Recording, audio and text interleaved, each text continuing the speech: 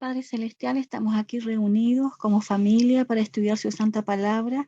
Imploramos que derrame su Santo Espíritu para que abra nuestros oídos, nuestros ojos, para poder ver las maravillosas eh, tesoros que usted nos tiene en su santa palabra y para que a través de su santa palabra usted nos pueda dar vida. Clamamos por la unción de su Santo Espíritu, por la compañía de sus santos ángeles, para que también nos ayuden.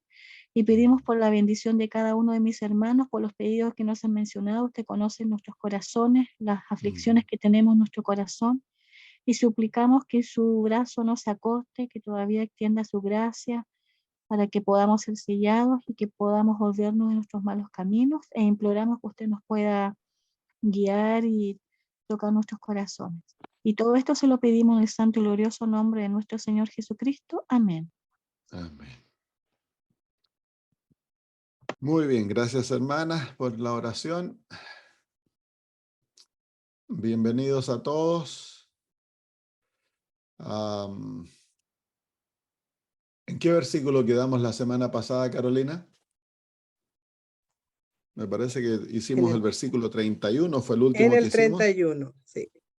Ya. Muy bien.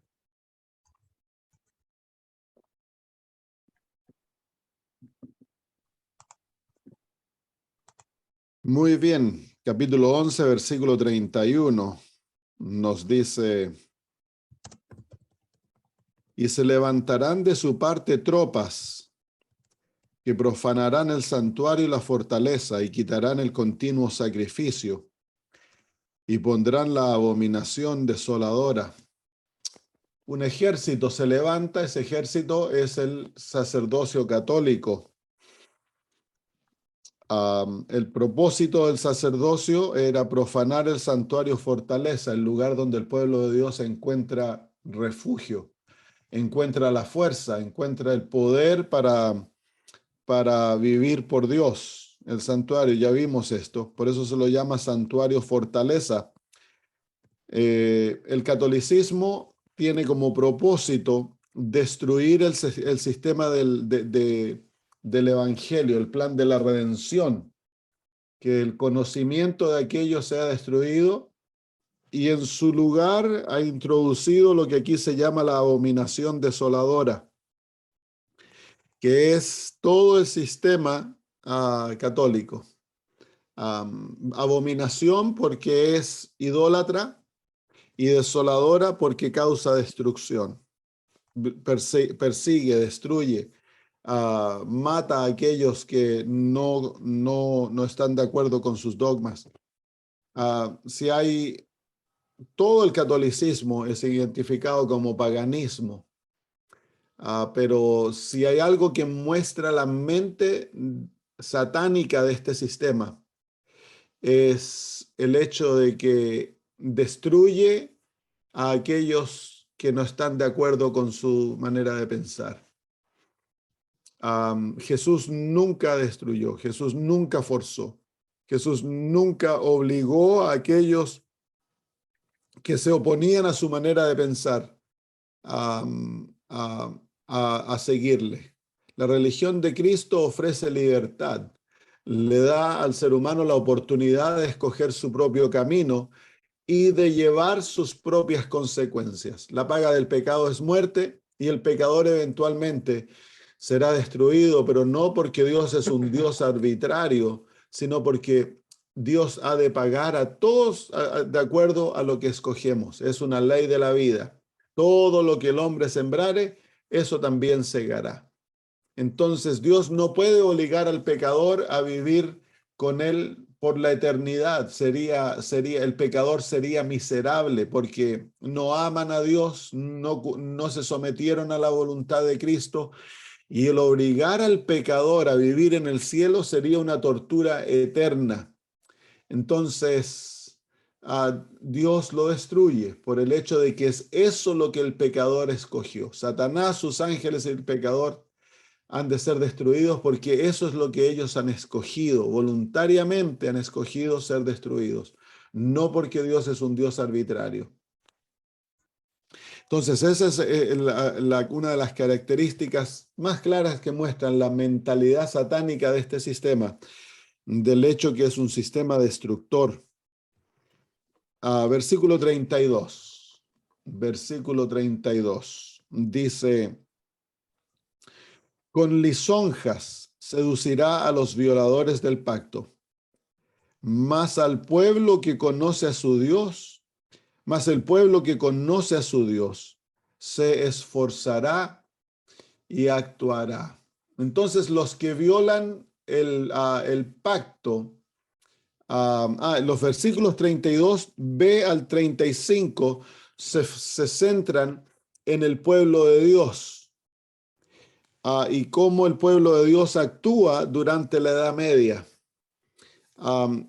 Pero en el principio del versículo 32 nos habla de la manera de actuar ¿cómo se llama?, del papado durante la Edad Media, incluso de lo vemos claramente. Vemos al papado cuando van los líderes del mundo a encontrarse con él en el Vaticano. Está lleno de lisonjas. Cuando el Papa habla en la televisión o envía mensajes, sus mensajes parecen tan dulces, tan maravillosos. Habla palabras maravillosas de los protestantes, se encuentra con los líderes de Israel, los musulmanes, y está lleno de lisonjas. Es la estratagema que usa el papado para destruir la oposición que existe contra él y ganar al mundo para su lado. Las lisonjas, palabras mentirosas, no muestra su verdadero carácter. El Papa Francis parece tan conciliatorio, tan, ¿cómo se llama?, bonachón, pero si pudiésemos ver debajo de la máscara que se pone de oveja, veríamos el espíritu del dragón. Está usando todo aquello, pero esperemos cuando el papado tenga nuevamente el poder como lo tuvo en la Edad Media, y vamos a ver el verdadero carácter del papado. Gracias damos a Dios que nos ha dado las Sagradas Escrituras, y es a través de ellas que podemos realmente ver más allá de lo que se ve en la máscara que usa el papado en estos tiempos, y la usó durante la Edad Media. Con lisonjas ganaba a aquellos que se oponían al pacto. Muy bien, vamos a seguir entonces. ¿Quiénes son los que se oponen al pacto? Todos aquellos que estaban opuestos a las Sagradas Escrituras, todos aquellos que creían en el papado, en el catolicismo. Entonces el papado los mantiene a su lado a través de lisonjas. Muy bien, la segunda parte del versículo 32 dice, mas el pueblo que conoce a su Dios se esforzará y actuará. Entonces aquí el pueblo que conoce a su Dios está en oposición a los que se oponen al pacto. El pueblo que conoce a su Dios es el pueblo que guarda el pacto, que vive de acuerdo al pacto. Y parte del pacto, el fundamento del pacto, son los 10 mandamientos. Hemos de darnos cuenta que el papado, su guerra principal es la guerra contra la ley de Dios. ¿Por qué? Porque la ley de Dios es la ley de amor y es el principio que está totalmente opuesto al principio de la ley satánica, que es el egoísmo. El propósito de Satanás desde el principio fue deshacerse de la ley de Dios y establecer la ley de complácete a ti mismo, haz lo que tú quieres, vive para ti y no te preocupes de los otros, que es totalmente lo opuesto al principio de la ley de Dios, que es amarás a tu Dios de todo tu corazón y a tu prójimo como a ti mismo. Entonces, la ley de Dios nos lleva al abandono propio, al olvido propio, para buscar la felicidad de aquellos que nos rodean y hacerle la vida lo más llevadera, lo más felices, incluso a nuestros enemigos, a aquellos que nos hacen mal. Ese es el verdadero principio de la ley de Dios, y cuando ese principio se vive en la vida, entonces hay felicidad, hay gozo, hay paz, hay amor. Y eso es lo que Satanás odia. Él sabe de que la ley de Dios trae felicidad al alma. Entonces él busca la destrucción de aquel pacto, la relación que existe entre Dios y el ser humano, en la cual el ser humano se somete a Dios para que Dios lo salve, lo transforme, lo haga un hijo de él, y en respuesta el ser humano observa y vive una vida de obediencia hacia Dios. Ese es el pacto. Y Satanás busca destruir a aquellos que guardan el pacto. Mas el pueblo que conoce a su Dios se esforzará y actuará. Ahora, quiero que se den cuenta ahí que la base de la relación, que la base de la experiencia cristiana es conocer a nuestro Dios. La religión católica, así como toda religión pagana, presenta a un Dios lejano, a un Dios que no está interesado en su pueblo, y la experiencia cristiana está simplemente basada en el cumplimiento de ceremonias que no tienen sentido. El ir a la iglesia, el recitar ciertas oraciones, el ver al sacerdote no echar, como se llama, el incienso. Se hacen ceremonias como los peregrinajes, el visitar lugares donde hay vírgenes, el orarle a las estatuas. Todo no tiene una relación directa con Dios. Hay una relación con santos, con la Virgen, pero no hay una relación directa con Dios. Entonces, eso nos muestra que es una religión pagana. El verdadero cristianismo dice que el pueblo conoce a su Dios y es su Dios. Es algo personal, es íntimo, hay una relación viva con Dios. Ese es el verdadero cristianismo. Hemos de recordarnos, queridos hermanos, que a pesar de lo importante que es el vivir una vida de obediencia, de asistir a la iglesia, de guardar el sábado, de pagar el diezmo, de vestirnos correctamente, de comer aquello que Dios nos ordena, la base de todo ello es una vida de experiencia propia con Dios, donde estamos unidos a Cristo y vivimos una vida de una relación personal, íntima con Él. El corazón está enamorado de Cristo. Si eso no ocurre, si esa experiencia no está, todo el resto no tiene sentido. Entonces, para el adventista, nosotros podemos tener una religión católica, experiencia católica, si es que nosotros no vivimos una vida de una experiencia personal con Cristo, donde vivimos diariamente en relación con nuestro Dios. La oración es algo vivo, es una conversación constante con el Señor. El corazón se abre como una flor hacia Cristo. Estamos enamorados de Él, anhelamos hacer su voluntad. Es doloroso cuando hacemos lo incorrecto. Deseamos complacerle, hacerle feliz. Deseamos representarle, deseamos llevarlo con nosotros. ¿Dónde vamos? Esa es la relación que le da sentido a nuestra experiencia, a nuestras creencias, a nuestras prácticas. Pero si eso no se encuentra, entonces las prácticas, las formas, los ritos no tienen sentido ni tienen valor para salvarnos. Ellos no nos pueden salvar. Entonces la religión se vuelve católica, se vuelve pagana. Como le pasó a los judíos, todas sus formas, todos sus ritos y ceremonias que tenían como propósito llevarlos al conocimiento de Dios. Pero cuando el judaísmo abandonó aquella relación viva con Dios y confiaron en sus ritos y ceremonias, entonces dejaron de tener valor y en vez de salvarlos, los condenaron.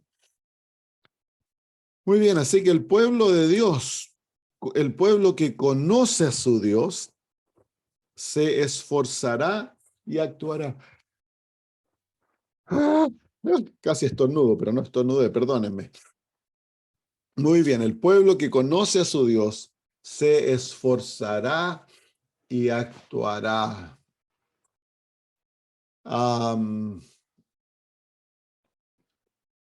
Esta es la actitud que el pueblo de Dios ha tenido en todas las edades. A pesar de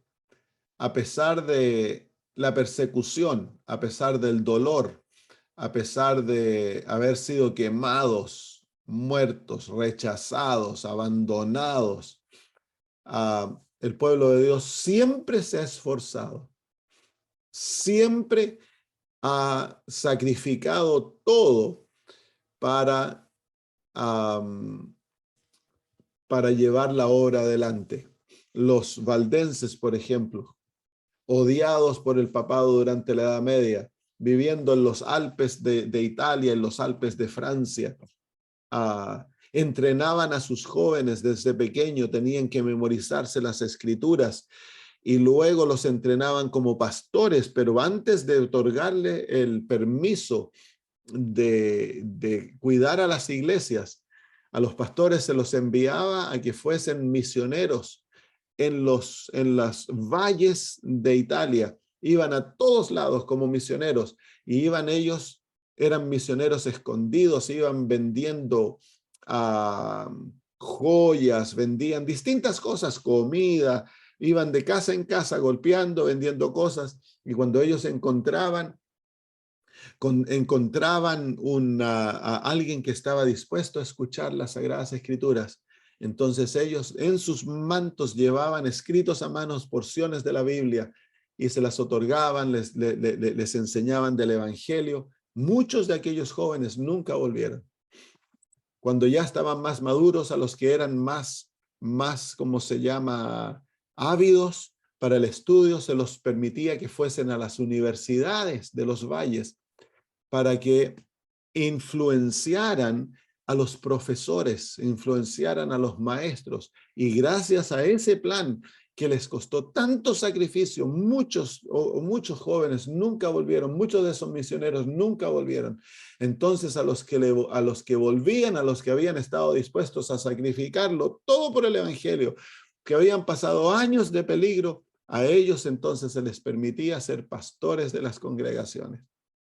No era porque tú ibas al colegio, ahora podías ser pastor, porque muchas veces el conocimiento nos vuelve orgullosos y nos hace creer que tenemos el derecho de mandar a la congregación, pero eso no es así. Estos hombres, luego de haber sacrificado su vida, pasar peligros, hambres, haber tenido que escapar, años de ello, entonces volvían, el Señor los había llevado a ser humildes y a sacrificarlo todo por la obra. Y eso es lo que estamos leyendo en ese versículo. Mas el pueblo que conoce a su Dios se esforzará y actuará. Muy bien. Entonces, a pesar de la lucha, del dolor, de la pena que el pueblo de Dios pasó durante la Edad Media, el esfuerzo, el sacrificio personal permitió que la verdad llegase a tantos lugares y que eventualmente, luego de más de 1000 años de persecución, gracias al esfuerzo del pueblo de Dios, se levantase la reforma y a través de la reforma, la luz del Evangelio pudiese luchar en tantos lados. De la misma manera, hoy nosotros hemos de tener aquel mismo espíritu. En muchas partes el adventismo se ha detenido. Cuando yo era niño, la iglesia adventista en Chile y en muchos países era un principio activo. El propósito de ser adventista era llevar el evangelio adelante, era predicarlo, era ganar almas y era la iglesia que crecía más rápido en el mundo. Porque teníamos esta mentalidad de que existíamos para la predicación del mensaje de los 3 ángeles. Pero nos hemos vuelto cómodos. Las iglesias ahora entonces se vuelven más como un club. Vamos a la iglesia a encontrarnos con los hermanos, hay programas bonitos y todo eso es bonito. Pero si no se hace con el propósito de la predicación del evangelio y de exaltar a Cristo ante la comunidad, entonces la iglesia pierde su poder. Y nos sentamos, nos volvemos cómodos y las iglesias comienzan a morir. Entonces comienzan los problemas internos, los hermanos comienzan a mirarse a ellos, comienzan a mirarse el ombligo, como decimos, a mirarse sus propios defectos, a criticarse, a atacarse, y la iglesia, en vez de crecer, se comienza a dividir, se comienzan a pelear entre ellos, y entonces la iglesia, en vez de ser fuerte, se vuelve débil. ¿Y por qué? Porque los hermanos no lo están entregando todo para la predicación del evangelio. Cuando el corazón está enamorado de Cristo, el corazón va a anhelar vivir para Cristo, llevar a otros a conocer al Señor. Hemos de dar estudios bíblicos, hemos de sacrificarnos, hemos de buscar al perdido, hermanos. Hay que salir a golpear puertas, hay que buscar a las personas, hay que nosotros atenderlo. No esperen que el pastor haga toda la obra, el pastor no puede hacer toda la obra, y triste, muchas veces son medio flojos. Pero no hemos de desanimarnos porque el pastor no lo hace. Si todos nosotros somos ministros de la palabra, todos hemos de buscar al perdido, todos hemos de salir a predicar, a enseñar, a cuidar al que está, al menesteroso, a hacer una luz en nuestras comunidades.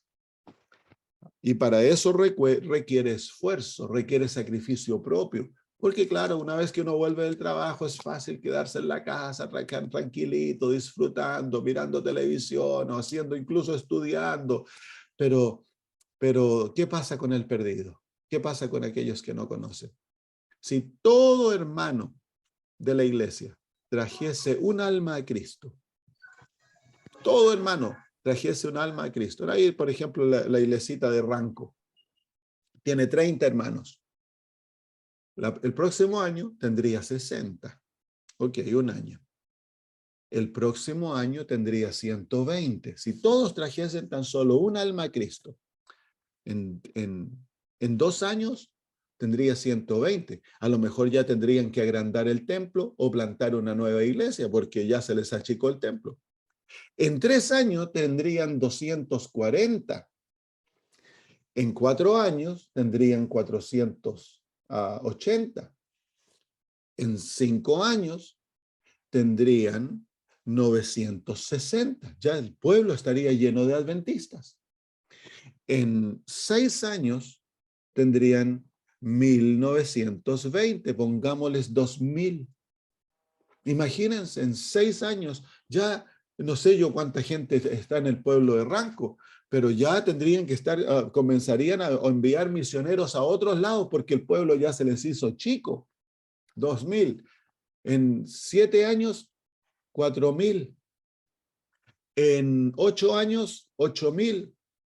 En 9 años, 16,000. En 10 años, 32,000. Imagínense ahora esa iglesita que comenzó con 30 personas, ahora está conquistando el sur de Chile para el Señor. En ¿cuánto dijimos? 10 años, 16,000. En 11 años, 16,000. En 12 años, 32,000. En 13 años, 64,000. Y ese es el principio de traer un alma a Cristo. Si todos los hermanos trajeron un alma a Cristo, ahora somos 20 millones de adventistas. ¿Cuánto nos tomaría para terminar la obra en el mundo? A la iglesia de Ranco. La iglesia de Ranco puede terminar la obra en el mundo en alrededor de 25 años. 25 años le tomaría a la iglesia de Ranco conquistar todo el mundo para Jesús. Pero ¿cuánto nos tomaría para todos los adventistas? Somos 20 millones. En un año tendríamos 40 millones. En 2 años, 80 millones. En 3 años, 160 millones. En 4 años, 320 millones. Pongamos 350. En 5 años, 700 millones. En 6 años tendríamos 1.150.000 o 150, como 1.000 millones con 150.000. En 6 años. En 7 años ya estaríamos en 3.000 millones. En 5 años o en 4 años ya habríamos alcanzado el mundo para Cristo y nos podríamos ir. Y todos los seres humanos habrían sido, hasta el Papa se habría hecho adventista. Claro, eso nunca va a ocurrir, pero eso nos muestra, queridos hermanos, cuán rápido nosotros podríamos terminar la obra si hiciéramos lo que el pueblo hizo en la Edad Media, que a pesar de la tormenta que sufrían de la persecución, todos se esforzaban por la predicación del evangelio. Y ahora no hay persecución todavía en nuestros países, podemos predicar. Imagínense, hermanos, si todos nos propusiésemos traer un alma a Cristo, ahora, ¿qué pasaría si todos nos propusiésemos traer 10 almas a Cristo? La iglesia adventista nuevamente recuperaría el poder de ser la iglesia que crece más rápido. Ahora los que crecen más rápido son los carismáticos, los pentecostales. Son los que están creciendo más rápidos en el mundo. Es el reavivamiento falso. Pero nosotros nos hemos detenido en el crecimiento rapidísimo porque nos hemos vuelto flojos. Estamos esperando que el pastor lo haga. Bueno, si el pastor no lo hace, el pastor es flojo, ¿por qué tengo que hacerlo yo? Y en vez de dedicarnos a la predicación del evangelio, porque es nuestro deber personal, nos ponemos a mirar a los otros. Ah, la hermana aquí no lo hace, ¿y por qué tengo yo que hacerlo? Es tanto sacrificio. Entonces se ha detenido la obra en muchos lados. No hemos de esperar. En Chile hay planes muy lindos, por ejemplo, los jóvenes que son enviados a colportar al sur de Chile, todos esos planes muy, muy lindos, esos planes hay que apoyarlos, hay que dedicarse. La iglesia, la institución hace cosas equivocadas, pero también hacen cosas lindas, todo eso hay que apoyarlo, pero eso no tiene que tomar el lugar de nuestra obra propia. Hay una obra propia que hemos de alcanzar a los familiares, al vecino, al que trabaja conmigo, a todos tenemos que ser una luz donde nos encontramos, queridos amigos, una verdadera luz, y proponerse crecer. La iglesita, sus iglesias hagan planes de crecimiento y cada persona ha de dedicarse a la predicación del evangelio. Todos debiésemos traer como ofrenda al Señor, por lo menos, un alma a Cristo todos los años. Imagínense qué lindo sería. Cuando se hacen las campañas no habría ni necesidad ni siquiera de dar panfletos invitando a la gente, porque todos traeríamos un alma a la campaña. Por lo menos, imagínense, las campañas serían, pero lindísimas. Muy bien, versículo 33. Y los sabios del pueblo instruirán a muchos, y por algunos días caerán a espada y a fuego, en cautividad y despojo. Entonces eso continúa, al principio del versículo 33, continúa con el tema de la segunda parte del versículo 32. El pueblo se esfuerza y actúa, y los sabios son el pueblo de Dios. Dentro del pueblo de Dios no hay un sabio más que el otro. El sabio es el que estudia la palabra de Dios, recibe sabiduría divina y la comparte. Miren el capítulo 12, versículo 33. Los entendidos resplandecerán como el resplandor del firmamento, y los que enseñan la justicia a la multitud como las estrellas a la perpetua eternidad. Estos son los entendidos, los sabios. Tú y yo somos sabios, tú y yo tenemos un conocimiento que el mundo no conoce. Tenemos las sagradas escrituras, tenemos el mensaje de los 3 ángeles, tenemos el evangelio, tenemos tanto conocimiento lindo.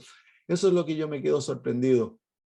Estoy haciendo estas campañas acá en una iglesia aquí en Sydney, y tenemos un buen grupo de visitas asistiendo. Y la sorpresa que ellos quedan. Ayer tuvimos una persona que vino por primera vez. A su hija estaba asistiendo y trajo a su papá, ya un hombre mayor, no adventistas. Y al fin él me agarró la mano y me dice, esto no es religión, me dice, hablamos de la marca de la bestia, esto no es religión, esto es ciencia, me dice, ¿de dónde ustedes sacaron este conocimiento?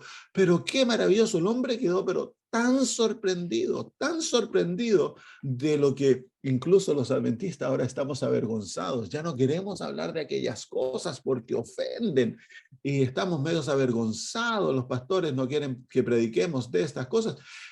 Nosotros somos entendidos, somos sabios y Dios nos ha dado sabiduría, no para que nos volvamos orgullosos, sino para compartirlo con las multitudes. Dice el capítulo 12, versículo 3, y los que enseñan la justicia a la multitud.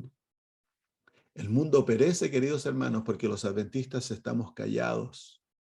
Se ha introducido tanta basura en el mundo porque el mundo no tiene el conocimiento que nosotros conocemos. Gran parte del mundo ha rechazado el conocimiento del cristianismo y de la verdad de las escrituras, producto de la influencia terrible de la Iglesia Católica. El mundo ve al cristianismo en el cuadro de la Iglesia Católica y ha juzgado al cristianismo por la Iglesia Católica, por el catolicismo y por la hipocresía de la gran mayoría de los cristianos.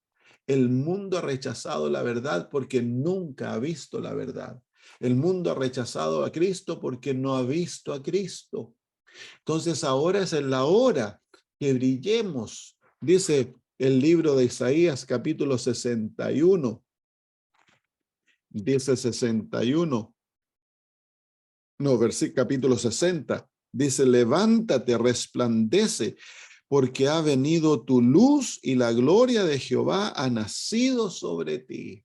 ¿Te fijas, hermano? Si la gloria, que es el carácter de Cristo, su justicia, ha nacido sobre nosotros, si estamos vestidos con los mantos de justicia, entonces nuestra labor es brillar, es levantarnos y brillar, manifestar el carácter hermoso de Cristo en el medio de los que vivimos y predicar aquel evangelio maravilloso, compartir las verdades. El versículo 2 dice, porque aquí tinieblas cubrirán la tierra. Hermanos, vivimos en un tiempo de oscuridad terrible. A lo mejor no nos damos cuenta, porque hasta cierto modo la oscuridad nos ha cubierto a nosotros y no nos damos cuenta de la terrible oscuridad que nos encontramos como mundo. El abandono de cosas tan sencillas como es el género, la distinción entre hombre y mujer, que ahora hay personas, miles y miles alrededor del mundo, están totalmente confundidos aquellos. Ahora algunos se creen gatos, se creen conejos, se creen perros, porque Satanás ha engañado al mundo, se ha engañado totalmente. Hay un oscuranticismo, viene una hora sobre el mundo totalmente oscura. Y es producto de que nosotros nos hemos avergonzado de nuestro evangelio, hermanos, de nuestro mensaje. Dios ha levantado al pueblo adventista, a ti y a mí. Olvídate del pastor, del hermano, del presidente de la conferencia. Nos levantó a ti y a mí para ser luces en el medio de la oscuridad.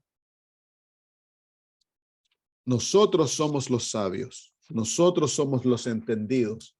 El conocimiento que Dios te ha dado es un conocimiento avanzado.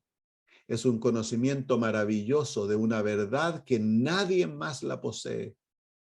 Por eso a mí me gusta hacer campañas, porque cuando uno comparte estas verdades maravillosas, uno ve cómo la gente queda sorprendida del conocimiento que nosotros poseemos como pueblo, lo que nosotros tomamos como garantizado.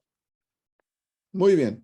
Y los sabios, versículo 33 del capítulo 11 de Daniel, y los sabios del pueblo instruirán a muchos. Esto es durante la Edad Media. Los grandes reformadores de la Edad Media, la gran mayoría de ellos fueron influenciados primero por aquellos instrumentos sencillos del pueblo de Dios, de los valdenses, albigenses, que sufrieron tanto por compartir la palabra de Dios. Cuando la reforma comenzó, los valdenses se alegraron tanto de que al fin en los valles había venido la luz de Cristo. Y ellos se encontraron con los reformadores y como don le regalaron los textos originales de las Sagradas Escrituras. Ellos los habían traído a través de las edades ellos lo habían traído y les regalaron entonces a los reformadores los textos originales de las Sagradas Escrituras. La iglesia en el desierto se encontraba con la iglesia naciente para pasar la luz, pasar el batón, el palito en la carrera, para que ellos continuasen, sí, con la verdad. Muy bien, los sabios del pueblo instruirán a muchos y por algunos días caerán a espada y a fuego en cautividad y despojo. Y esa es la verdad.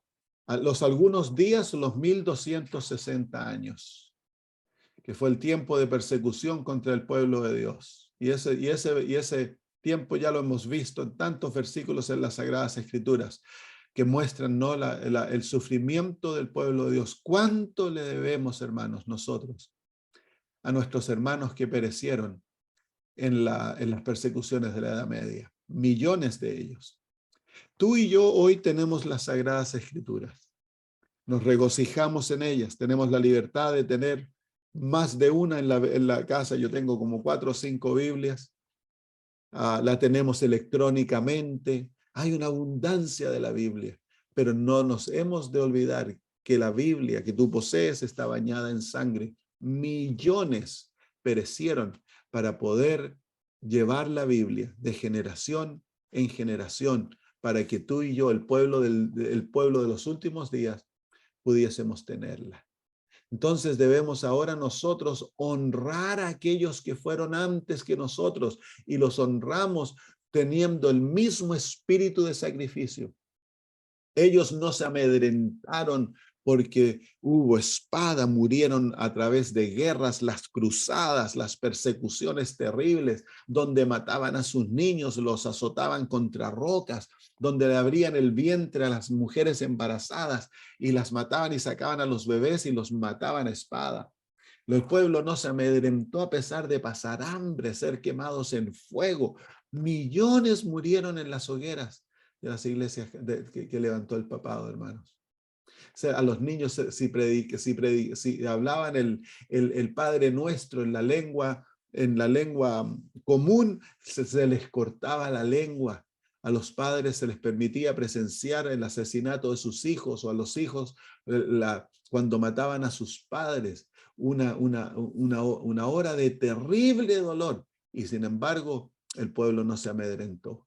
El pueblo siguió adelante, estuvo dispuesto a sacrificarlo todo para llevar adelante la luz, y que tú y yo un día tuviésemos aquella luz maravillosa en la cual nos regocijamos. Hemos de tener el mismo espíritu, hemos de tener el mismo poder, hermanos. No hemos de desfallecernos porque nuestros familiares se ríen o nos rechazan o no nos quieren hablar, porque nos dan vuelta a la espalda, nos maltratan. Hemos de continuar la obra adelante. Esta obra va a ser terminada nuevamente con mucho sacrificio, y hemos de desarrollar las mismas agallas, el mismo espíritu que nuestros hermanos tuvieron en la Edad Media, el espíritu de sacrificarlo todo por la predicación del Evangelio. Muy bien, versículo 34. Y en su caída serán ayudados de pequeño socorro, y muchos se juntarán a ellos con lisonjas. La caída, esta caída aquí no es una caída de apostasía, sino que es una caída de persecución.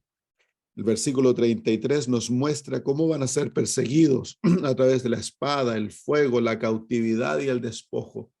Esas 4 palabras muestran la filosofía papal hacia el pueblo de Dios.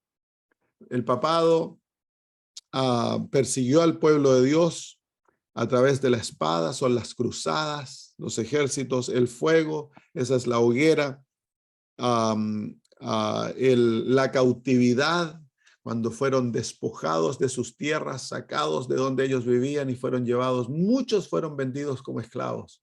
Muchos de los hijos de Dios eran echados a trabajar en barcos como esclavos. Fueron vendidos, fueron llevados a otras naciones. Sí, la esclavitud existió y va a volver a existir, hermanos. Cuando venga la persecución, a muchos del pueblo de Dios van a ser vendidos como esclavos nuevamente. La esclavitud no se ha acabado. Hay mucha esclavitud alrededor del mundo. Dice, y despojo, la pérdida de todas tus posesiones. Versículo 34. Y en su caída, la caída aquí es esa caída de persecución. Luego dice, y en su caída serán ayudados de una pequeña ayuda. ¿Cuál es esta pequeña ayuda que el Señor nos habla? Vamos a Apocalipsis 12. Apocalipsis capítulo 12, versículo 16. Lo que Dios permitió para ayudar al pueblo de Dios. Entre ellas cosas, la invención de la imprenta, que permitió la promulgación de las Sagradas Escrituras tan rápidamente. Pero el capítulo 12, versículo 16, nos dice, pero la tierra ayudó a la mujer. ¿Se fijan que aquí hay una ayuda? ¿Cómo es que la tierra ayuda a la mujer? Dice, pues la tierra abrió su boca y tragó el río que el dragón había echado de su boca. Entonces el río son las naciones europeas que se confabularon para la destrucción del pueblo de Dios. Son las naciones, es el río Éufrates, las naciones que se sientan, que proveen el apoyo para el sistema papal en la Edad Media. Todas las naciones de Europa. Entonces aquí se predice que la tierra es lo opuesto a aquellas aguas que las aguas del río que se están inundando para destruir al pueblo de Dios. Esto es lo opuesto. Esto es el descubrimiento de la nación de los Estados Unidos de Norteamérica, que proveyó un albergue para todos los perseguidos de Europa que pudiesen escapar y encontrar y establecer una nación de libertad. Entonces, eso es la pequeña ayuda, la ayuda que Dios proveyó al pueblo de Dios. A veces Dios, por ejemplo, tocaba el corazón de un rey bondadoso y proveía albergue para los perseguidos. Entonces habían tiempos de descanso, habían tiempos que el pueblo gozaba paz y podían volver a reproducirse, si no habrían sido totalmente destruidos. No tan solo reyes, sino que gobernantes que aceptaban la verdad y entonces protegían a los perseguidos al costo de sus propias vidas.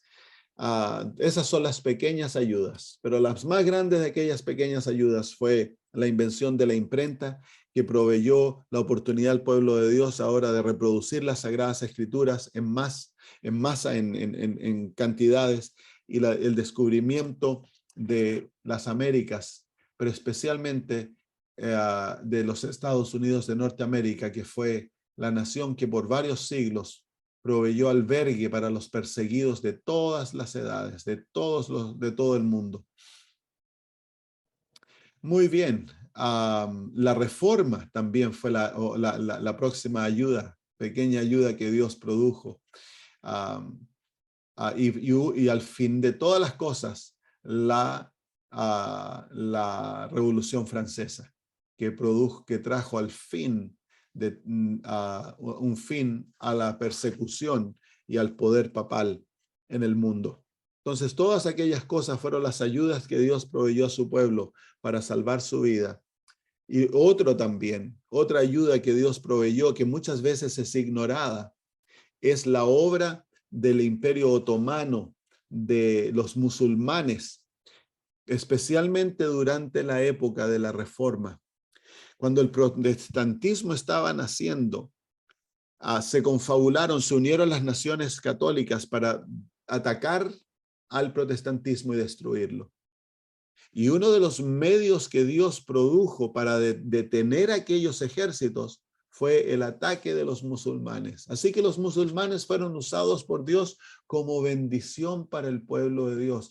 Cada vez que los musulmanes atacaban a alguna nación en Europa, entonces el papado, los reyes se olvidaban del pueblo de Dios y se iban a pelear contra los musulmanes, y eso les daba años, les dio tiempo al protestantismo de madurar y de desarrollar planes para protección. Y cuando ya volvían a atacarlos, entonces ya no se encontraban con un protestantismo débil, se encontraban con naciones protestantes que se habían unido, y entonces ahora podían presentar un frente unido y fuerte contra el catolicismo.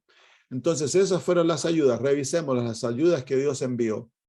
Reyes que eran benevolentes y gobernantes benevolentes, la invención de la imprenta, la reforma, el descubrimiento de los Estados Unidos de Norteamérica y la Revolución Francesa y el Imperio Otomano. El Imperio Otomano para el pueblo de Dios en todas las edades, el verdadero pueblo de Dios no sufrió tanto bajo el Imperio Otomano, bajo las invasiones musulmanas, porque los musulmanes destruían a los idólatras, pero cuando encontraban a cristianos verdaderos, los respetaban y les daban vida, no los destruían. Así que en muchos de los países musulmanes, el verdadero pueblo de Dios tuvo una cobertura, crecieron.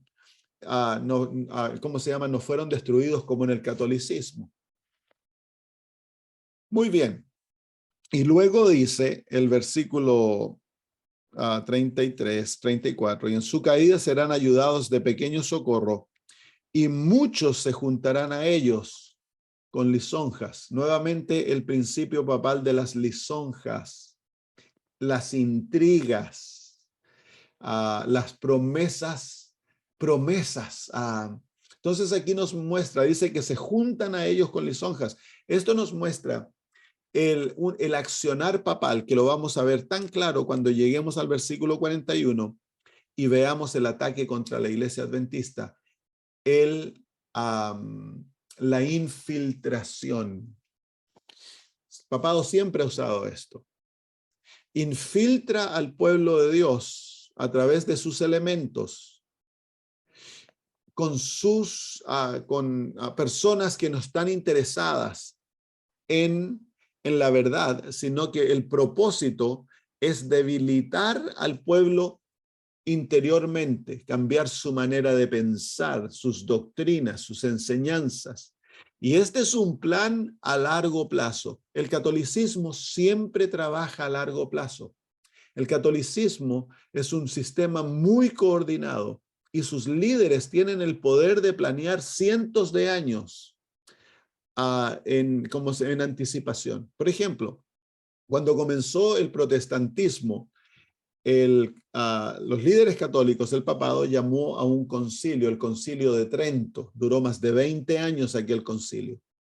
De primera se juntaron con los protestantes por la primera vez, pero luego rechazaron aquello, se asentaron en la doctrina católica, rechazaron el protestantismo. Una de las razones por la cual rechazaron el protestantismo porque lo vieron inconsistente, porque le presentaron al protestantismo, le dijeron, ¿por qué es que ustedes guardan el domingo cuando el domingo es una institución católica y ustedes dicen seguir la Biblia, y la Biblia de Génesis y Apocalipsis enseña el sábado, no el domingo? Los protestantes no tuvieron respuesta, defendieron el domingo, entonces los vieron inconsistentes, y esa es una de las razones por la cual no tuvo más poder el protestantismo en cuanto a los líderes del catolicismo. Pero en el Concilio de Trento se desarrolló el plan maestro para destruir al protestantismo. Y ese plan se ha seguido por 500 años. Y el protestantismo ha caído. Nosotros como adventistas enseñamos que el protestantismo ha abandonado, se ha vuelto un profeta falso. ¿Y por qué? Porque el catolicismo de generación en generación, por los últimos 500 años, ha infiltrado las instituciones protestantes, ha infiltrado a las iglesias protestantes y le ha cambiado su manera de creer, de pensar y de vivir totalmente. Tanto que ahora el protestantismo no ve nada malo en el catolicismo. Ha dejado de ser protestante. Entonces, aquí en el versículo 34, donde dice, muchos se juntarán a ellos con lisonjas, eso nos muestra la manera de actuar del papado. No tan solo el papado usa la persecución, la espada, el fuego, usa la infiltración, y los que infiltran parecen ser parte del pueblo. Hace tiempo atrás, años atrás, yo leía la historia de un sacerdote jesuita que escapó del jesuismo, eventualmente lo mataron. Y él cuenta, ¿no?, cómo las iglesias, cómo el papado, el plan de ellos es destruir las iglesias protestantes y cómo se infiltran, cómo entran, cómo toman lugares de posición en las instituciones de enseñanza, en las instituciones de estas iglesias, cómo las han infiltrado, y si ellos se hacen pasar por protestantes, hablan el lenguaje del protestantismo, enseñan lo que las personas quieren escuchar, pero escondidamente, solapadamente, van destruyendo las bases y los fundamentos, especialmente con los jóvenes. Atacan especialmente las escuelas y las universidades. Muchas de las universidades que hoy son universidades ateas comenzaron como universidades protestantes, pero han sido totalmente transformadas por este sistema. Muy bien, entonces muchos se juntarán a ellos con lisonjas. Versículo 35. También algunos de los sabios caerán para ser depurados y limpiados y emblanquecidos hasta el tiempo determinado, porque aún para esto hay plazo. Entonces el versículo 35 nos muestra el propósito divino en permitir la persecución. A nosotros nos parece que la persecución es tan mala, y el propósito de la persecución por lo que Satanás se refiere y el papado es destruir al pueblo de Dios.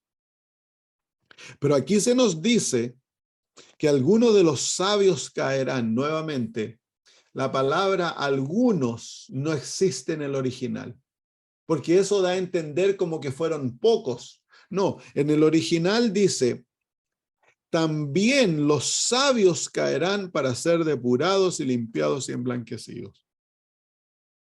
Así que fueron muchos del pueblo de Dios. Recuerden, los sabios hablan del pueblo de Dios.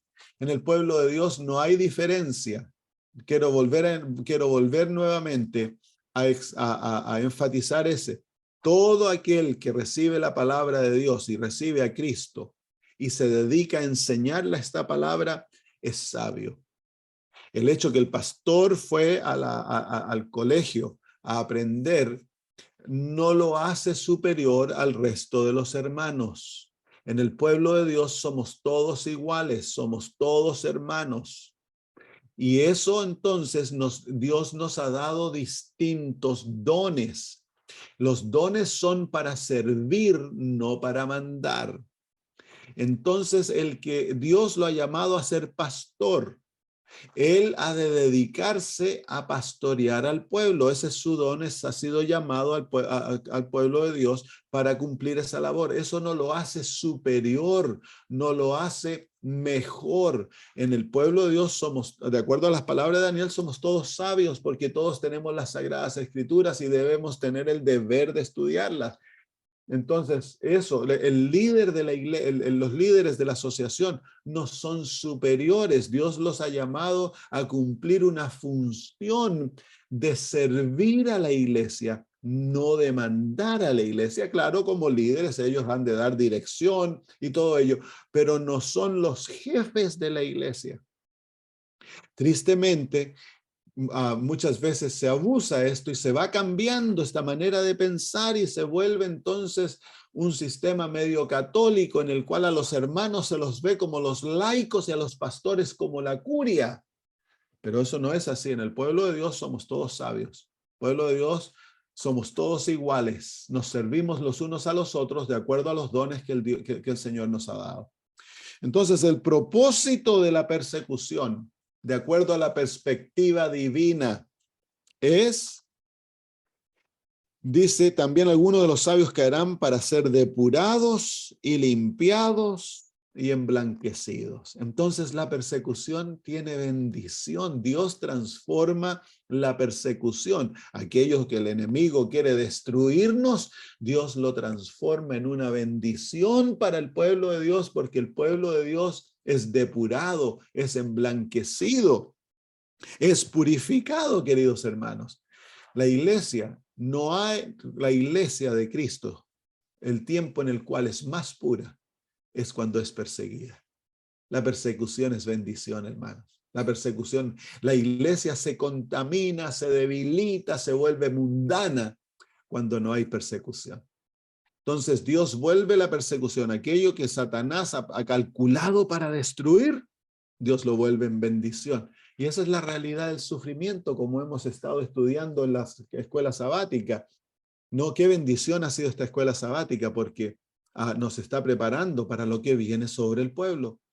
Y que ¿cómo se llama? El horno no es una maldición. El sufrimiento Dios lo vuelve en bendición, hermanos. Cualquier sea el sufrimiento, si tú sufres con Cristo, Cristo lo vuelve en bendición. Y especialmente aquí en el versículo 35 nos muestra la realidad de esto, de que es una bendición. Mira, si vamos al libro de Apocalipsis, el capítulo 6, Apocalipsis 6, versículos 9 al 11. Dice, cuando abrió el quinto sello, vi bajo el altar las almas de los que habían sido muertos por causa de la palabra de Dios y por el testimonio que tenían. Aquí así simbólicamente se ve la sangre de aquellos que han muerto en el altar celestial. Ellos ya están asegurados. El que muere por Cristo muere seguro de su vida eterna. Versículo 10, y clamaban a gran voz diciendo, ¿hasta cuándo, Señor santo y verdadero, no juzgas y vengas nuestra sangre en los que moran en la tierra? Así que ellos murieron esperando, en la esperanza del juicio. Esa era su esperanza, de que Dios iba a juzgar al mundo y que en aquel juicio iba a vengar la sangre de ellos. Y se les dieron, miren lo que se les dan, vestiduras blancas, y se les dijo que descansasen todavía un poco de tiempo. Se fijan entonces, Dios vuelve la persecución, la muerte violenta, Dios la vuelve en bendición. Primero, la bendición de la seguridad de la salvación. El que muere por Cristo está sellado. Segundo, es la certeza de que Dios no se olvida de las injusticias que se nos han hecho, de que Dios va a juzgar. Y tercero, de que se vuelve la experiencia en una experiencia de justificación, de victoria de la justicia. Se nos visten ropas blancas. Y ahí está el símbolo de Daniel, donde se purifica y se nos hace blanco, se nos blanquea. Entonces, cuando venga la persecución terrible que viene sobre nosotros como pueblo, hermanos, hemos de recordar de que Dios lo va a volver en bendición. Muy bien, vámonos de vuelta a Daniel y ya tenemos que terminar. Versículo 35, también algunos de los sabios caerán para ser depurados y limpiados y emblanquecidos hasta el tiempo determinado, porque aún para esto hay plazo. El tiempo determinado y el plazo nuevamente es el fin de los 1260 años, el año 1798. Así que aquella persecución terrible iba a llegar a su fin en Europa en el año 1798 y en otros países, pero en nuestros países la Inquisición duró hasta el año 1974. Mi papá estaba en Perú y en Ecuador cuando cayó el gobierno católico en el Ecuador y el gobierno el ejército tomó control y abrieron las iglesias para que se viese lo que la iglesia había estado haciendo, y las cámaras de tortura debajo de las catedrales y de las iglesias católicas, donde se torturaba y mataba a los protestantes y a los liberales políticos, los que estaban en contra del gobierno católico. Así que en nuestros países duró mucho más de lo que duró en Europa, pero la profecía aquí se está concentrando específicamente en Europa. Y realmente la Inquisición, el poder papal que se usó durante la Edad Media llegó a su fin en el año 1798. Así que, queridos hermanos, aquí tenemos aliento. Nuestros hermanos que murieron, fueron perseguidos, sufrieron durante la Edad Media. Ellos lo hicieron todo por ti y por mí. Ellos sacrificaron su propia vida, todo lo que tenían, los hicieron porque ellos sabían de que la palabra de Dios había de ser llevada hasta el fin de los tiempos y que iba a ser otorgada al pueblo que iba a predicar el último pregón. Eso somos nosotros. Tú y yo somos los herederos de la palabra de Dios. Y ahora entonces hemos de armarnos de fuerza, hemos de vestirnos de la coraza del cristiano y hemos de tener el mismo espíritu de aquellos cristianos de la Edad Media que lo sacrificaron todo. Hemos nosotros de sacrificar nuestro tiempo, nuestros talentos, nuestra comodidad, nuestro dinero para la predicación del evangelio. Hemos de salir a buscar a aquellos que están perdidos, hermanos. Tenemos poco tiempo, la hora está ya casi terminada. Todo viene, lo que no hemos hecho en tiempo de paz, vamos a tener que hacerlo en el medio de la persecución más terrible que este mundo alguna vez haya testificado. ¿Por qué no hacerlo ahora? ¿Por qué no salir a compartir el evangelio, a golpear puertas, a repartir materiales, a hacer campañas, a hacer, ¿cómo se llama?, estudio de profecía en nuestros propios hogares? A que cada hogar llegue a ser un centro de luz. Abrir las puertas a los vecinos, invitarlos que vengan a estudiar Daniel, Apocalipsis, como se hacía antes. Las iglesias que se vuelvan centros de bendición, que se usen para dar de comer a los pobres, cocinar, que los hermanos traigan comida, se cocinen y se alimenten los necesitados, que se vean los hogares, las iglesias como centro de bendición, antiguamente las Dorcas, que se juntaba ropa, se recibía ropa de ofasa en aquellos días y se repartía entre los pobres. Entonces las iglesias se ven como un lugar lindo, un lugar donde se asiste al necesitado, se ayuda al pobre, a las viudas, a los huérfanos. Ha de hacerse una obra mucho más grande de lo que estamos pensando en hacer, hermanos. Cada hermano ha de llegar a ser una luz, cada hogar un centro de bendición y cada iglesia ha de ser un centro de influencia para la predicación del evangelio y del mensaje que Dios nos ha otorgado. Y hemos de sacrificarlo todo, porque pronto lo que no se sacrifique a los pies del altar de Cristo va a ser perdido. Se lo van a llevar el mundo y va a ser gastado en contra del pueblo de Dios. Mejor quedarse pobre predicando la palabra que llegar a la hora cuando lo vamos a perder todo y entregárselo todo al gobierno o a aquellos que lo van a tomar por la fuerza. Muy bien, queridos hermanos, ¿hay alguna pregunta? Sí, hola, pastor, buenas tardes. Pastor, una consulta, una duda que me asalta en todo esto que me ha dado vuelta en la cabeza en relación a la imposición de la ley dominical. El pueblo judío, yo lo veo que todavía guarda el sábado y mantienen muy en relación. Como que eso a mí me deja dudando un poco en la implantación del día domingo como día de descanso. ¿Qué duda? ¿Por qué lo hace Porque dudar, el hermana? pueblo de Israel va a ser bien difícil cambiarlo porque ellos tienen toda una tradición, toda una forma. Por lo tanto, tengo la sensación de que a lo mejor si estamos hablando de eso sería en el mundo cristiano occidental, pero a nivel planetario sería medio más complicado porque para poder mantener las buenas relaciones con los judíos, que son importantes desde el punto de vista político y económico a nivel mundial, y mantener la fiesta en paz con los musulmanes que guardan el viernes, tendría que ser bajo otra. Yo lo estoy analizando políticamente, pastor, no bíblicamente, por eso le digo, como que ahí se produce una controversia en relación al día domingo, porque de repente como que nos centramos mucho como adventistas nosotros en esperar la ley dominical y puede de que tenga sus pequeñas trampas por ahí en relación a que puede que no sea tan evidente el cambio, porque si pilla a la mayoría del pueblo dormido, es porque es muy astuto. Él sabe que estamos hablando de la ley dominical, entonces tiene que ser algo puesto de tal forma que no se lleve, que la mayoría de los pueblos a nivel planetario digan sí sin ningún problema. Yo hoy día, por ejemplo, le digo que a mí me tocó la vivencia cuando trabajaba que el día sábado no se trabajaba porque había una ley en el cual se indicaba que se le paga extra a las personas que trabajan el día sábado. mediodía. Entonces, más que nada, en algunos lugares no se trabaja el sábado por una cuestión económica, para no pagar dinero extras. Pero a eso es lo que yo voy. A mí siempre me ha llamado esa parte de la curiosidad.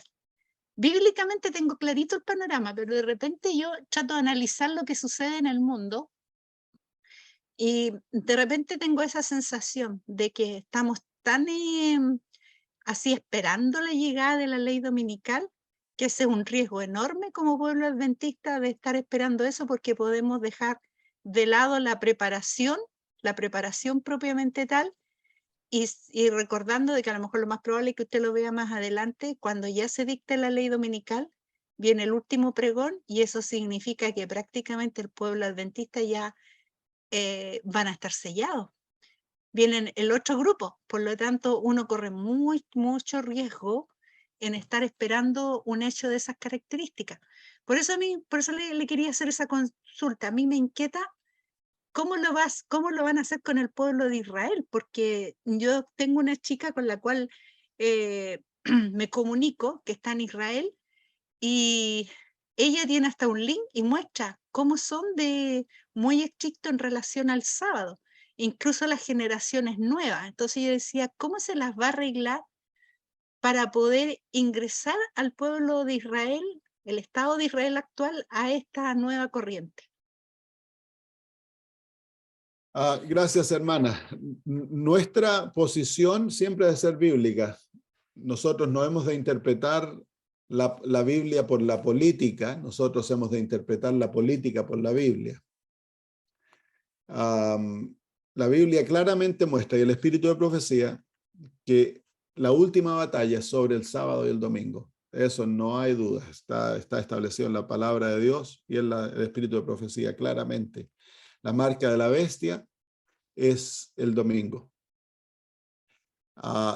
El catolicismo odia al judaísmo. Es odiado específicamente por eso, porque el judaísmo guarda el sábado y lo ha tratado de destruir. Detrás del movimiento de Hitler. Hitler fue financiado mayormente por el Vaticano, porque vieron la oportunidad de destruir a los judíos, y más de 6 millones de ellos perecieron en las hogueras del nazismo, y detrás del nazismo estaba el catolicismo. Así que cuando llegue la hora y el poder del Papa esté en su fuerza nuevamente, no se va a respetar al judío ni al musulmán. El Papa ahora ha estado conciliando a nivel de liderazgo a los líderes musulmanes, los líderes judíos, están todos de acuerdo con el nuevo orden mundial. Y la hermana de White dice que los más grandes defensores del sábado van a venir del judaísmo. Así que hemos de ver todavía lo que viene, pero nunca hemos de interpretar la Biblia por los movimientos políticos, porque Satanás mueve los movimientos políticos de acuerdo a lo que él ve y lo que él, eso va para arriba, para abajo, no, nosotros hemos de centrar nuestra fe en lo que la Biblia dice, y de ahí hemos de esperar el cumplimiento de aquellas cosas. Ahora, hay un movimiento mundial, no tan solo dentro de la Iglesia Católica, ahora es un movimiento mundial de establecer un día de descanso en el domingo. Buenas tardes, pastor. El domingo verde, el domingo climático, para ¿cómo se llama? Establecer un día de descanso mundial para la tierra. Eso todavía no es la marca de la bestia, porque la marca de la bestia, sabemos, viene de los Estados Unidos, es impuesta, es una observancia del día domingo espiritual, pero se está preparando al mundo para que esto. Ahora, los líderes políticos pueden que no tengan idea, pero detrás de todo este movimiento se encuentra el papado. Y el papado sí tiene idea. Ellos se están preparando para volver a tomar el control del mundo y establecer el día domingo como la señal de su autoridad y de su identidad. El día domingo identifica al papado como el Dios de este mundo, y el que tiene el poder de cambiar la ley de Dios. Así que al contemplar los movimientos políticos y lo que pareciese oponerse a la realidad bíblica, Dios nunca va a fallar. Yo he escuchado también a teólogos adventistas diciendo, puede que los Estados Unidos de Norteamérica no sea la nación que nosotros interpretamos, porque miren China, si pasan algunos años y se demora, la China va a llegar a ser el poder, el superpoder, a lo mejor la China va a cumplir. Es que no es así. Es los Estados Unidos de Norteamérica y el espíritu de profecía lo confirma. Entonces hemos de esperar ver el cumplimiento. Hemos de ver cómo el Señor lo va a hacer. Cuando la Rusia comunista estaba en contraposición de los Estados Unidos, habían adventistas que se hacían la pregunta, bueno, ¿cómo va a ser si miren la Rusia nunca se somete? ¿Dónde está aquella Rusia? ¿Dónde está el bloque soviético? Se desapareció. Los Estados Unidos aún está. Los Estados Unidos ha de cumplir su papel profético. Una vez que forme la imagen de la bestia y que se establezca, que se enfuerce la marca de la bestia el día domingo sobre el mundo, entonces la hermana White dice que los Estados Unidos, la apostasía nacional va a traer catástrofe nacional. Entonces ahí viene luego un nuevo orden mundial. Pero los Estados Unidos va a cumplir su papel y es el domingo que va a ser aceptado mundialmente, budistas, hinduistas, todos. Van a haber algunos que lo aceptan por convicción, la frente. Ellos creen en este movimiento, creen en el domingo, creen en el papado, creen en esto, eso es convicción. Pero la gran mayoría del mundo lo va a aceptar por conveniencia, la mano derecha, porque se les va a quitar el poder de comprar y vender, y si no aceptan, se los va a matar. Entonces se van a someter nomás. Naciones enteras se van a someter. Van a haber muchos judíos fieles, pero como nación van a abdicar a su posición y se van a someter.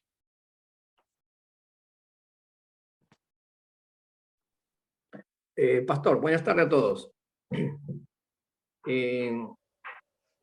La Biblia habla, y Mateo 24 habla de un doble cumplimiento.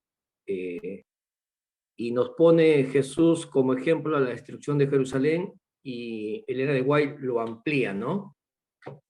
Una de las cosas es, si es que tenemos que tener como referencia a la destrucción de Jerusalén, en el año 66 hubo un gran aviso para los cristianos, ¿sí?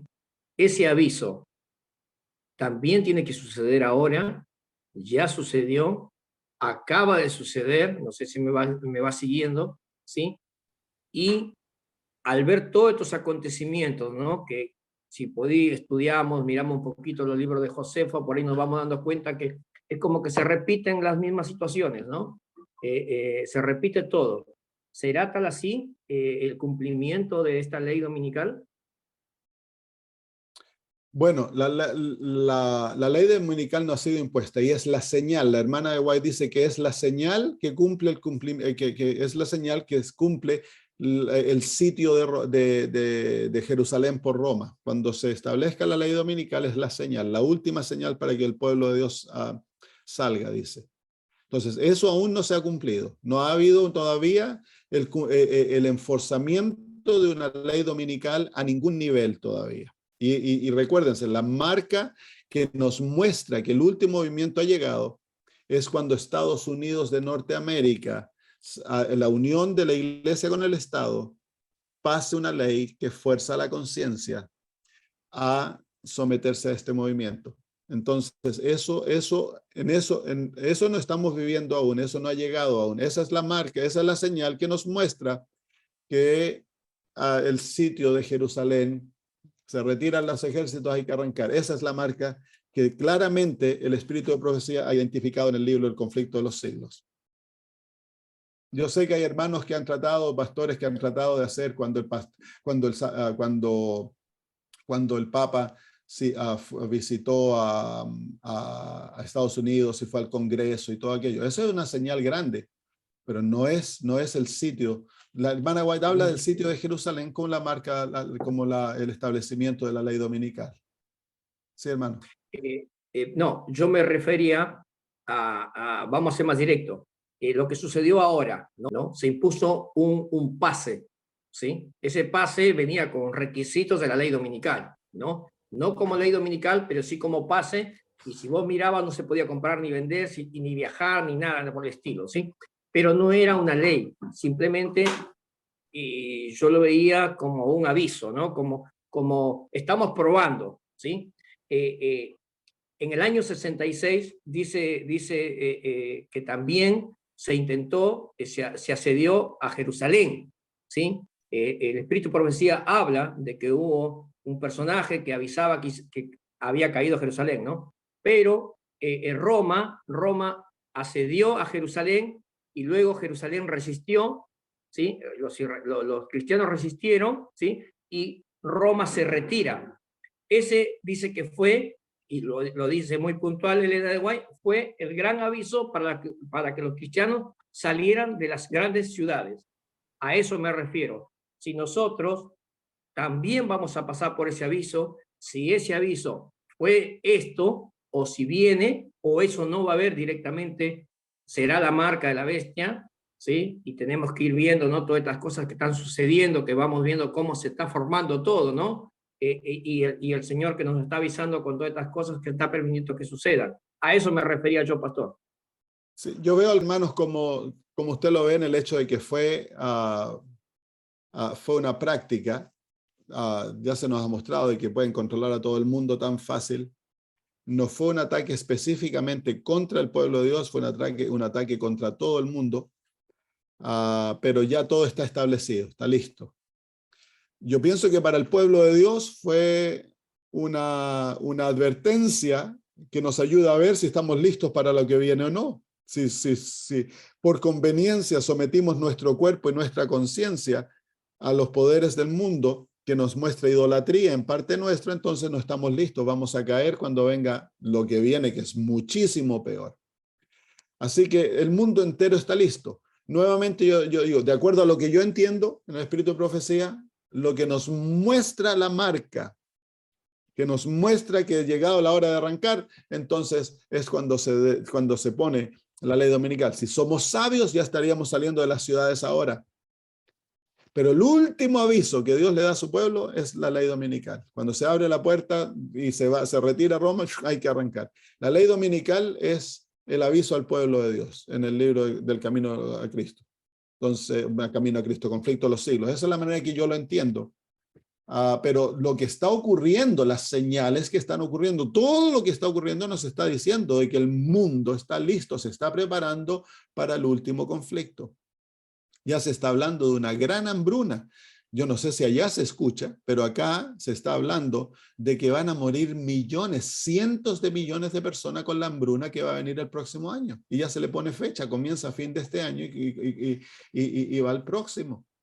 El presidente de Francia se levantó a su nación y le dijo que se acabó el tiempo de la prosperidad, ahora viene el tiempo de la necesidad, que todo el mundo va a ser sometido a necesidad.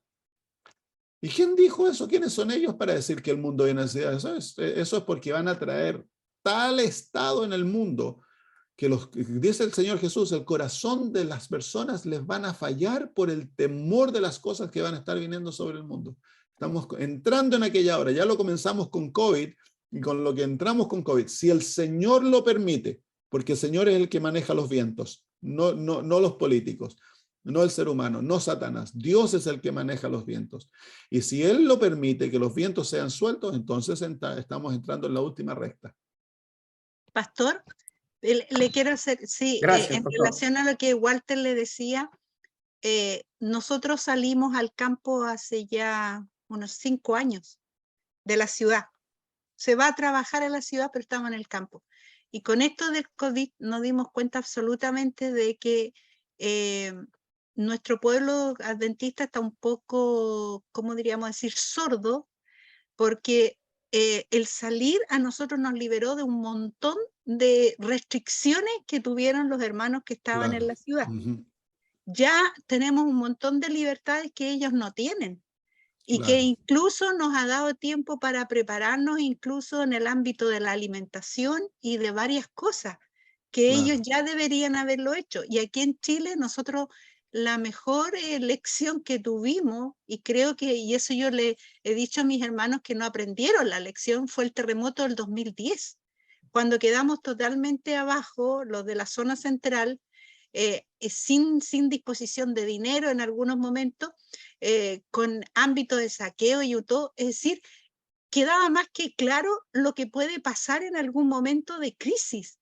Claro. Y cuando uno a lo que está expuesto por estar en la ciudad, entonces la hermana Elena lo dijo ya antes de la Primera Guerra Mundial, y siempre ha aconsejado al pueblo adventista que pongan en oración y salgan de las ciudades, Claro. porque después de la ley dominical no es salir, casi después vamos a tener que empezar a irnos más lejos, y después con el decreto de muerte ya es arrancarnos. Bueno, la hermana de Guay claramente dice de que va a, ¿cómo se llama? Es la último llamado que Dios le da a su pueblo para que salga, la ley dominical. Pero ya ahí se arranca, ¿no? Porque se va a perder. La ley dominical, debemos pensar de que la ley dominical no va a venir como, no va a ser terrible de primera, va a ser de primera, van a haber lisonjas, se va a llamar. Se llama, se apela, se dice que es bueno, se muestra que aquí, que allá, pero después, bueno, si no quieres, te quitamos el trabajo. Y si no quieres, eventualmente van a decir, te vamos a matar, pues. Sí, pues, y entonces, es paulatina, va a crecer en ferocidad. Entonces, cuando viene, pero las señales, cuando en Estados Unidos se pasa. Y déjenme decir una cosa, Dios no va a permitir que esto sea algo escondido. Dios dice la hermana de Guay que esto va a llegar a ser mundial, que va a estar en todos lados. Es el último conflicto. Satanás querrá introducirlo escondido, pero no, Dios no lo va a permitir que sea escondido. Cuando esto salga, cuando sea la ley dominical, se va a conocer en todo el mundo. Va a ser, todavía no hemos llegado a ese punto, porque ha de ocurrir un cambio en la mentalidad del ser humano que aún no ha ocurrido, que es el cambio de secularismo a religión. Ese fue el cambio que ocurrió al fin de la Edad Media, que fue de religión a secularismo a través de la Revolución Francesa. Hubo un cambio terrible en la sociedad de religión. Todo era religioso y fue cambiado a secularismo. Ahora todo es secularismo, pero bueno, se va a volver al otro cambio, porque la última batalla es de carácter religioso, es de carácter espiritual. La batalla es sobre la ley de Dios, sobre el sábado. Hoy en día la gran mayor parte de las naciones no están interesadas en la ley de Dios, ni el sábado, esos argumentos no. Se está comenzando a levantar, hay una efervescencia, pero ha de llegar a ser un punto, el punto mayor va a ser discusión religiosa. La Biblia, la autoridad de la palabra de Dios, la predicación de los 3 años, todo eso va a llegar a ser adelante. Dios lo va a traer adelante, porque todo el mundo ha de hacer una decisión sobre esto. Esto no va a ser escondido. Esto va a ocupar los mayores lugares. Va a ser en todas partes del mundo. Dios lo va a traer al flote para que sea el punto controvertido, dice la hermana de Guay. Sí, y nuevamente yo muchas veces he instado, nosotros mismos estamos pidiendo a Dios que abra las puertas para que salgamos, porque necesitamos salir. Anoche yo en la campaña le dije a las personas que estaban asistiendo, hay que salir de la ciudad, viene terribles tiempos. Si ustedes tienen terreno, planten, por favor, planten, porque viene hambruna. Planten porotos, garbanzos, lentejas, cuáquer. Si hay hermanos que tienen terreno y hay otros hermanos que no tienen terreno, júntense a trabajar el terreno, a plantar, aprendan cómo a plantar. No planten tan solo cosas lindas, planten para trigo, para poder hacer pan, porque viene hambruna. Y si somos sabios, vamos a poder nosotros sostener a otros y les vamos a compartir el evangelio. Viene hambruna, si ya todo. El presidente de Estados Unidos ya lo dijo, las naciones europeas ya lo dijeron, viene hambruna y se calcula que van a morir alrededor de 800 millones de personas, van a morir en la hambruna. Así que seamos sabios. Si hay hermanos que tienen terrenos, no se los dejen para ustedes mismos. Júntense los hermanos a trabajarlo los días domingos. Cómprense implementos, cómprense semillas, guarden las semillas porque se van a sacar las semillas. que hay que guardar semillas, hay que aprender a plantar, a crecer, a hacer todo eso, va a haber que volver a hacerlo. Vienen tiempos terribles y hay que ser sabios. Nuestro amado Padre, en estos momentos agradecemos por todos los hermanos que se unieron al estudio y por el interés, Señor, que hay. Realmente estamos viviendo en momentos críticos. El mundo, Señor, está caminando, corriendo rápidamente a su destrucción y vemos, Señor, que una crisis grande, Señor, se avecina. Queremos pedir por sabiduría, queremos pedir por fidelidad, Señor, que seamos fieles a los consejos y que obedezcamos lo que tú nos has dicho que hemos de hacer. Que nos preparemos física y espiritualmente, Padre, y suplicamos que derrames tu espíritu sobre nosotros, que haya el gran despertar, Señor, espiritual y la reforma que has prometido, para que tu pueblo se levante como un hombre, Señor, a predicar tu palabra y a dar el último pregón, Señor, para despertar al mundo para lo que se avecina. Danos poder, Señor, poder que hasta este momento no tenemos. Quiero pedir, Señor, en estos momentos también por el esposo de la hermana Gloria, que tuvo, Señor, un ataque cerebral. Que tu mano descanse sobre él, Señor, y que te manifiestes. Que la paz del cielo descanse sobre su corazón, que tenga la seguridad de estar en Jesús, Padre. Si es tu voluntad sanarlo, Señor, levántalo nuevamente, Padre, y que tenga una recuperación completa, querido Padre. Para ti nada es difícil. Todas las cosas son, Señor, sencillas para ti. Pero en tu sabiduría, tú ves lo que es mejor y queremos dejarlo en tus manos para que tu voluntad se manifieste en él y tú te glorifiques en él. Sé con la hermana Gloria también, dale fortaleza, sabiduría, Señor, al cuidar a su esposo, Señor, que le enseñes lo que ha de hacer también.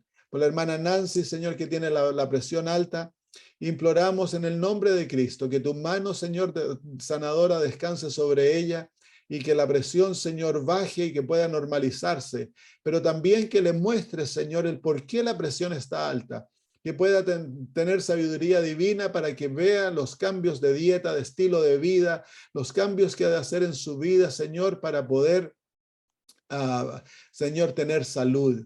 Guíala, Padre, para que en obediencia viva de acuerdo, Señor, a los consejos que tú nos has dado como pueblo.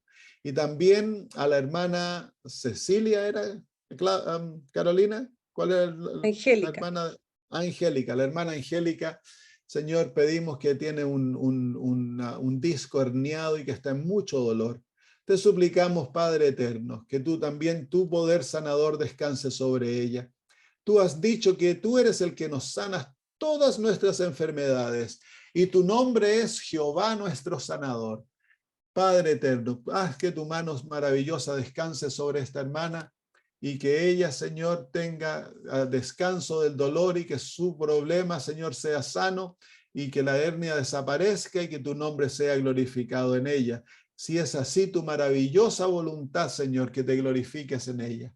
Bendice a nuestros hermanos, donde quiera que estemos, danos unidad, amor los unos por los otros, fidelidad, que vivamos en obediencia a tus mandamientos y en plena dependencia de Cristo Jesús.